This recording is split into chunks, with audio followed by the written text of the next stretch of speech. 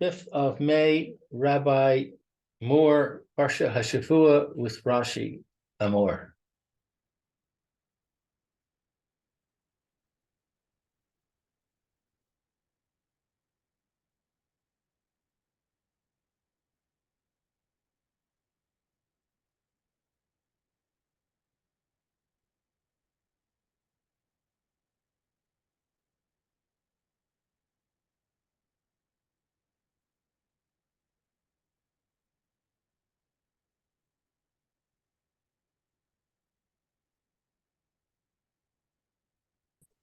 Hashem. Okay. Who do we have a new member here? Dad. That is Alan. Alan. Not sure. Somebody's been here before? Alan doesn't usually come to this year. He usually comes to Rabbi Levitt. Okay, maybe I see it's he's muted. Alan, you're muted. Maybe it's intentional. Okay, they just didn't switch off from the other one. Okay. Okay, let's go. Second.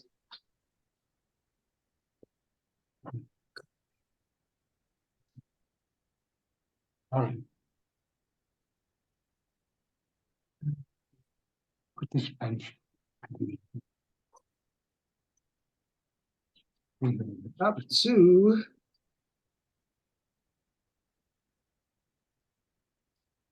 Pasuk Vav. I think actually 6. 6. I think actually Mayor read the Pasuk yesterday, but anyway. Let's see. Kedoshim Yiyu, Lelo Kehem, Velo Yachalalu, Yichalalu, Shem Elo Kehem, Ki Es Ishe Hashem Lechem Elokehem Haim Mak Rivim V'hayu Kodesh. Okay, so translation. They shall be holy to their God, and they shall not profane the name of their God, for the fire offerings of Hashem, the food of their God they offer, so they must remain holy. Right. They must be. They must be holy. Now, this word food, lechem, it's actually bread, right? Literally means bread. Okay. And Rashi says elsewhere earlier, I'm just trying to think where we had lechem.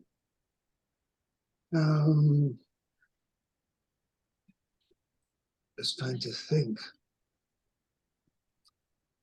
Just 1 second, I'll do a.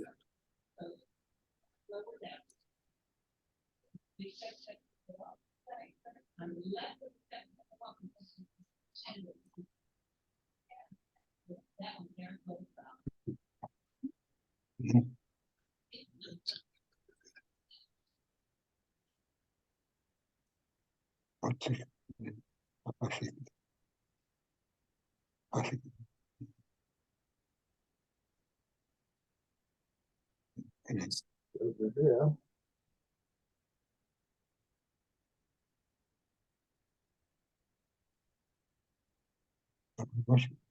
Actually, we possibly need better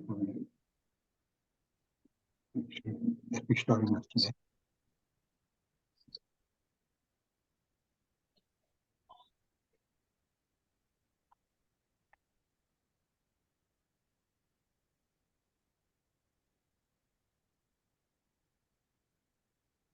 Okay,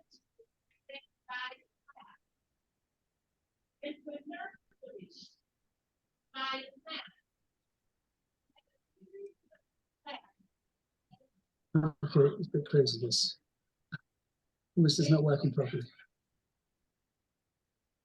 Okay, I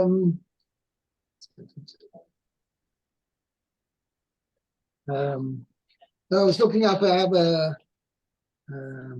program which has all the text of the Torah and Emor, whatever.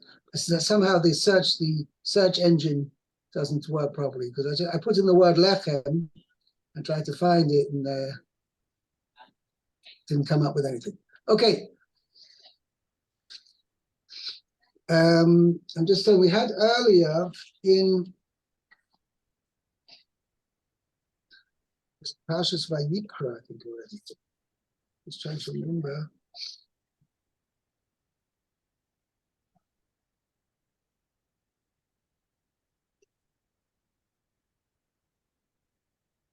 The term lechem refers to, is used as an anthropomorphism with regard to God, the Kodesh Baruch Hu. Just trying to. It's like a name, another name of Hashem. Is that what you're saying? No. What I'm saying is that Kodesh Baruch Hu eats food. It's merely something to. Oh, Kodesh Baruch Hu doesn't eat food. right. No. And I'm trying to find it. Remember, I'll have to leave it. Homework for tomorrow for me. I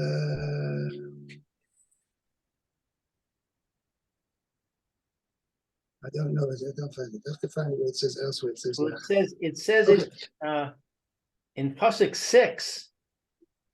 It says That's what we're dealing with here. Shi Hashem Lechem Elokehem. That's the question. That's what we're dealing with here.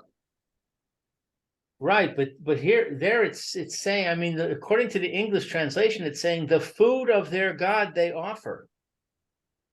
That's Let me see how I translated it. Just 1 second. I want to see how I translated it because it's not food. but even if you translate it as bread, the bread of their God they offer, it's funny. Just 1 second.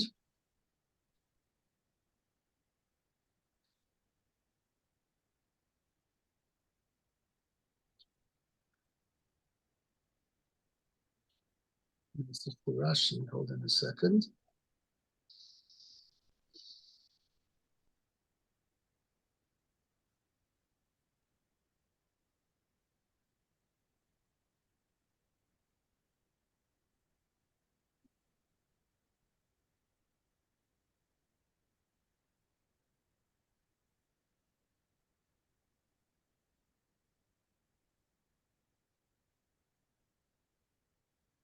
Now we're going to try and find it here. I want to try and find it. Hold on.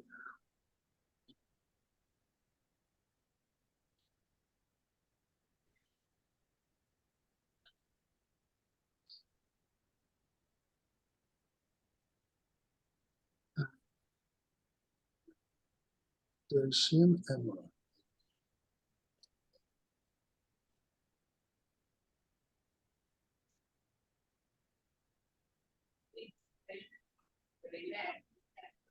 Food of their gods. Yeah, so I translated it as the food. Okay. Okay, I don't know. I have to look into it. Okay? Okay, so Anyway, Rashi says, there's a small Rashi here.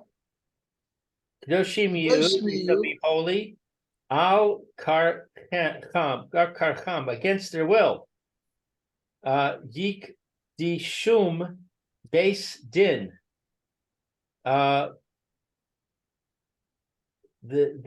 court shall sanctify them. Akach, Bechach, in this matter. What does that mean? what it means is being a Kohen is not something optional. When a Uh-huh. person is born a Kohen, he's a Kohen. And you can't say, well, okay, I want to opt out. No. And therefore, for instance, let's say Cohen wants to marry a divorcee. He says, okay, I couldn't care less. I won't be a Cohen then. I want to marry this woman. No, Beis Din do not allow him. Beis Din will prevent him from marrying this woman. Uh-huh. Okay?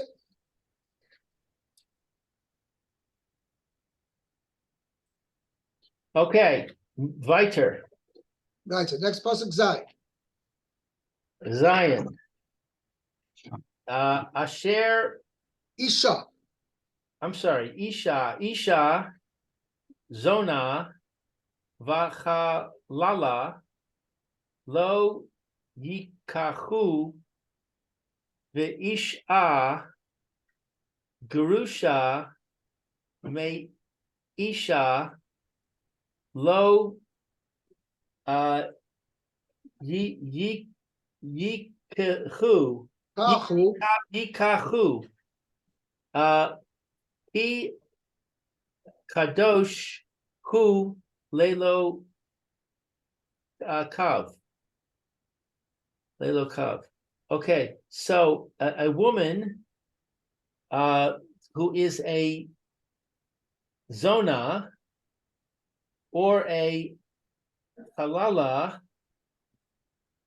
they shall not take Meaning as a wife. As a wife, they shall not marry. And a woman who has been divorced from her husband, they shall not marry because he is holy to his God. Right. So it would By the seem way, it's interesting. Rashi doesn't dwell on this. singular. What? Yeah, I know. I was just about to ask you. Rashi doesn't dwell on this, but it changes from a plural to a singular. Right. Now what don't know. what is a zona and what is a Well, we'll see. Halala. Rashi's going to enlighten us. Okay, so zona, according to Rashi, Sheniv Allah be'ilas Yisrael. It's a woman who has had relations with a Jew. Ha'asur lo. Asur law, who is forbidden to her. It says Siviyavamos 61a. I guess that's where it lists the forbidden relationships. Yeah, I have an addition of Kagon Chaybe Krisus and Notsin or Mamzer. Do you have that? You don't have that? I have that. I haven't gotten to that yet. Okay. I was just looking at the footnote. Kigon, for example, Chayave Keresos. Those with whom relations carry a punishment of kares. Like Okay. a relative or something, certain relatives. Right. Nasin, or a nasin, mamzer, or a mamzer. Okay. So a mamzer, I know what a mamzer is. So a woman who has relations with a mamzer is a zona. And she's not allowed to. Says one of the Gibeonites, a Canaanite tribe who tricked Yoshua into accepting them as converts. Right. Okay. So they're in a category where you're not allowed, a woman's not allowed to marry a man who is a Nasim. Right. A Jewish woman is not allowed to marry a Nosin or a Mamzer. And if she does, she's not allowed to marry a Kohen. if she has Okay. relations with a mamzer, she's not allowed to marry a Kohen after subsequently. Right. And if she does, she makes him into we'll see, she makes him into a cholo. She makes the Kohen Okay. into Chalo. The Kohen, right, she makes the Kohen into a cholo. Okay, next, chalala. All right, Chalala, Shenolda min hapesulim shebakehuna. Okay, so this is a woman who was born from those unions unfit for the kahuna. She was born from a union, okay, for kagon, for example, Bas Almana Mikohen Gadol, the daughter of a widow from a Kohen Gadol. So if a Kohen Gadol marries a widow, which He's not allowed to. do. What? He's not allowed to. So if he did marry a widow, then that daughter is called a halala, and a Kohen is forbidden to marry her. Any Kohen. Right. Oh, Bas Gerusha, Vachalutza, Mi Kohen Hedyot, or the daughter of a divorced woman, or a chalutza from an ordinary Kohen. Meaning, if a Kohen married a grusha or married a chalutza, we'll explain that in a minute, then the child born, a daughter born from that union, is forbidden to marry a Kohen. And if she does, she makes the Kohen, she's called a halala, and she's forbidden to marry a Kohen. And if she does, she makes the Kohen a halal? Yes. As long as he's married to her. And any child born from such a union will be considered a chala. I'm sorry, say that again. If a chalola, Kohen marries a chalola, right? As long as he's married to her, he's considered a chalal. And similarly, any child born from such a union, the child is a chalal or a chalal. Right. And a chalutza is a woman who has gone through the chalitza Process. ceremony. Right. Okay. And similarly, shenis chalala min ha-kahuna, one who has been profaned from the kahuna, one who has been made made profane from the kahuna. Ad al yidei bias echad min ha pesulim likahuna, through having relations which are forbidden to the kahuna. So, for instance, I'll give an example. Someday a woman was a divorcee. Okay. And then a Kohen had relations with her, which he shouldn't have done. Okay. Then, besides being a grusha, she's also a halala. Because the fact that the Kohen had relations with somebody who is forbidden for the kahuna, and makes her now, gives her a status of being a halala. So now she's got two strikes against her. She's a halala, and she's also a grusha as well from before. I'm just trying to think where we can have enough gemina, otherwise. And the Sifsei Chachamim just says in a situation that she now has two psulim, two disqualifications. One, she's a grusha, and she's also a halala. Could also come out enough gemina if a Kohen, normally a Kohen would be allowed to marry an almana, okay? A regular Kohen would be allowed to marry an almana. But if a Kohen Gadol had relations with this almana, he now makes her halala. And therefore she would be forbidden to marry even an ordinary Kohen. Right. Right. Okay, Okay. Let me just let's see. go on. Pasuk Ches. No me'er. Okay. All right. Ches. V'kidashto he es lechem Elohecha hu makriv kadosh yiyeh lach ki kadosh ani Hashem mikadishchem. Okay, so it's you shall sanctify him because the food of your God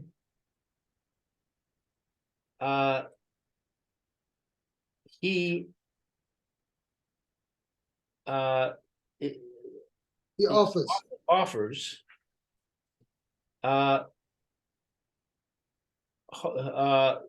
He shall be holy to you because I am holy. I Hashem am holy. I Hashem who sanctifies you am holy. Right, very good. Okay.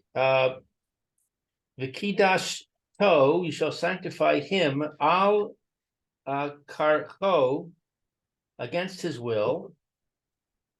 She'im lo ratza legaresh,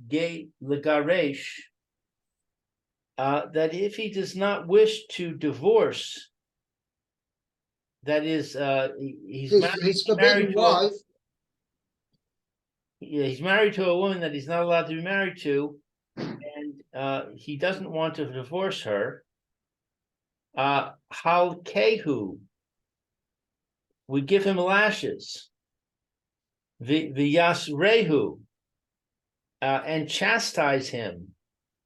Ad sheyigaresh, until he divorces her. Right. Okay.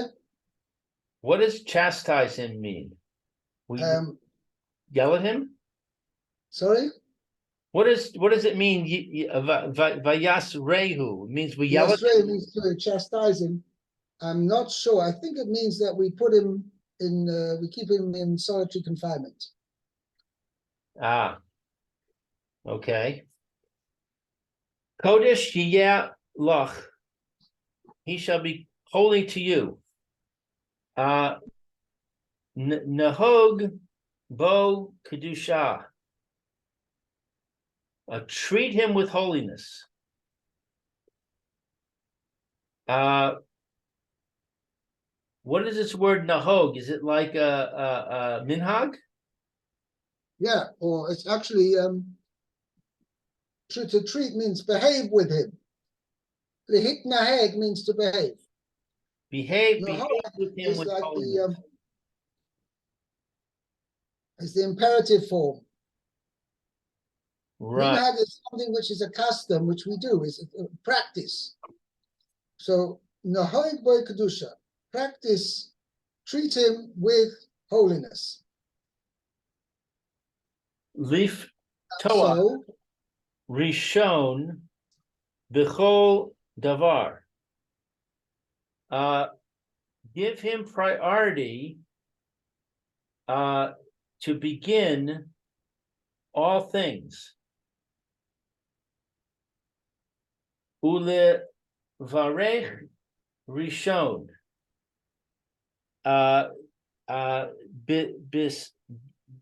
Bisuda. Give him priority to bless at the meal. I have over here, maybe it's this thing, I guess you missed out. Liftoach rishon b'chol davar, ulevorach rishon b'suda. Is that what you have? Yes, Hello? yes, that's what I have. Yeah, okay, fine. Okay, so in other words, you have, whenever there's a choice of offering somebody, let's say, being called to the Torah, okay, Yeah, then the Kohen comes first. Kohen gets the first aliyah. Similarly, when it comes to benching, okay, so the Balabais wants to honor one of the guests to lead the benching, be mezamen, right? There's a need to give a Kohen first. Or it can be another example where people are waiting to enter somewhere, not necessarily online. I mean, not waiting in a line, but that's a different deal. But if people are waiting to something, so if the opportunity comes, then the Kohen should be called first. Okay, if everybody else is equal, okay, then you want a choice who to call first. Call the Kohen first. Okay. right. However, if people are on, let's say, online in a store or in somewhere, or wherever it may be, in an office, waiting online, then you don't have to put the Kohen first if he's not the first in the line. Because since the minhag is that it goes according to the line, okay? Right. So therefore, number one has a right to be number one, and two is after him. Whereas the din of honoring the Kohen is only where everything else is equal, then honor the Kohen first. But if let's say Reuven is first, and then Aaron, who's the Kohen, is second, so he's second. He's not equal with Reuven. So therefore, Reuven doesn't have an obligation to let the Kohen go first. Gotcha. You with me? Yeah. Yeah, okay. Fine, let's go on. Uvas ish kohen ki seichel lis nos es aviha ki michaleles bo esh ti saref. If the daughter of a man who is a kohen will be defiled, I guess made profane, Right.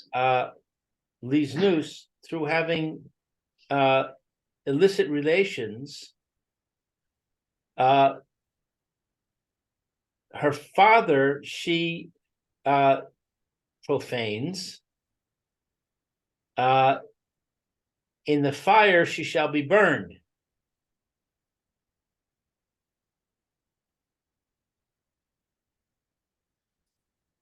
Okay.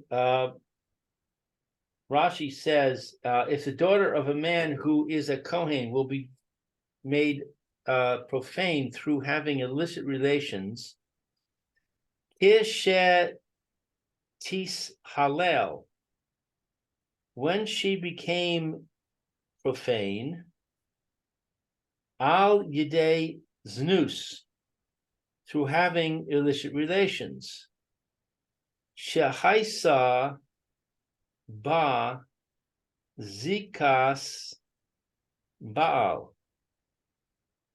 that she was subject to the bond of a husband, vizan sa, and she had illicit relations. Right. O min ha'erusin, either from erusin, o min ha'nisuin, or from the suing. So either from the engagement, Well, or I prefer to use the term betrothal because what we have in engagement nowadays is not anything binding. as far as the Torah is concerned. When we talk about Erusin, means she's betrothed, means she has proper kiddushin, but they're just not living as husband and wife yet. Okay, There has been a kiddushin ceremony. so if she's betrothed or she's married, Right. Rabosenu nechelku badavar, and our rabbis, Nachleku bado. They had a dispute about this matter. right. Are we V'hakol, talking about the daughter of a Kohen who was immoral when she was only betrothed, or when she was immoral only if she was immoral when she was fully married? That's the machlokas. That's what Rashi continues. some have the opinion that if she's betrothed, that she's not burned. According to that opinion, Madam and only minan nisuin is she burned, right? But if she was from mina erusin, then she would not be. V'hakol modim, all agree. Shelo diber hakasuv, that the verse is not speaking bif nuya, of a unmarried woman. Right. Everybody agrees that if an unmarried woman has an illicit relationship, she's not burned. Right. So in other words, for example, if a Jewish unmarried woman has relations with a mamzer. Okay, we're talking about a Bas Kohen, right? The daughter of a Kohen. Oh, Had illicit daughter of relations. a Kohen has relations with an unmarried daughter of a Kohen has relations with a mamzer. She's not burned. Right. Okay. Es aviha hi michaleles. She profanes her father. Hilal. She profaned uvis sa, and disgraced es kavodo, his honor. Sheomrim alav, that they say about him, arur shezo yalad, cursed be the one who fathered this one. Right. Arur shezo gidel, cursed be the one who raised this one. Right. So it's a disgrace for the father if the daughter acts in such a way.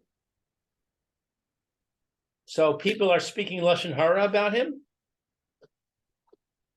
I guess so. I mean, but even if they just say it to themselves, I mean, the people hear about this story. I mean, the person who, this girl is going to be put to death by Beis Din, because it says Ba'esh Tisareh, and people will hear about it. Even necessarily doesn't even have to necessarily involve that there was Lashon Hara said about it. Beis Din, when somebody was put to death, like it's a bit strange, but I compare it, like nowadays, unfortunately, if there's a levaya, like they go around with a car announcing it. So days when there was Beis Din put somebody to death, they go around with a car saying so and so is going to be put to death this afternoon at wherever for having committed this avera. And based on the Paskin, this person is going to be liable for the death penalty, and he's going to be put to death at this and this time. So that's not Lashon Hara? No, because the Torah says, "V'chol ha'am yishmu v'yirou, v'lo yizidu noid." What? The Torah says the people, everybody should hear and take and and be afraid, meaning that you take a note, take it to heart, to see what happens to somebody who transgresses the mitzvah, the avera, transgressing avera intentionally, and that person have to put him to death. People should take a lesson from him.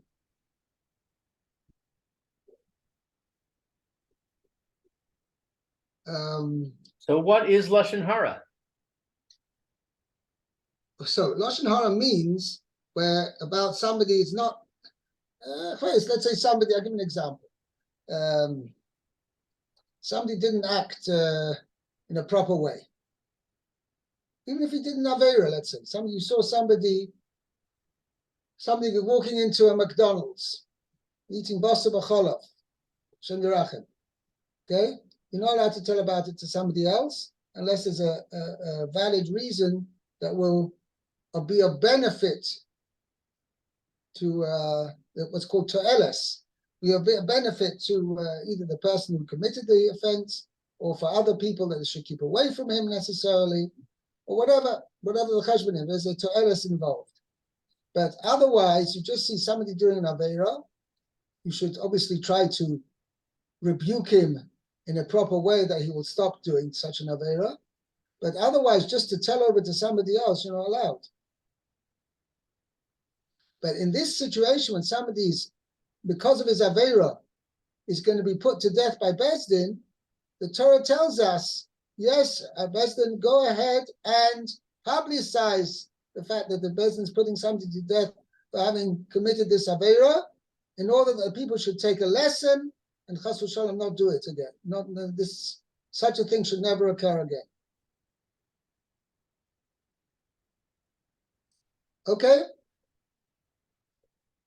Okay, so when the people say cursed be the one who gave birth to her, is that Lashon Hara? Technically, right? But it could be they're not telling anybody else. It's what they're saying to themselves.